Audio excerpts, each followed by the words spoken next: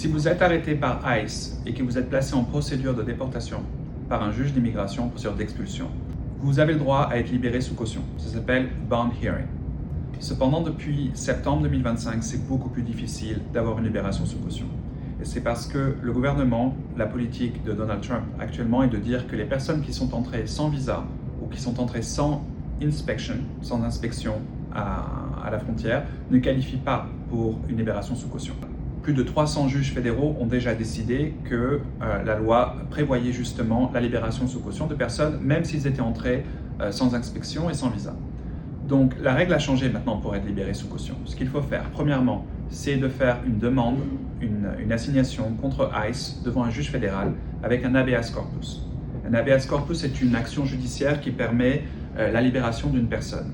Le problème, c'est que le juge fédéral va seulement vous autoriser à avoir une libération sous caution avec une audience de libération sous caution. Donc il faudra quand même aller devant un juge d'immigration. Donc premièrement, faire l'habeas corpus.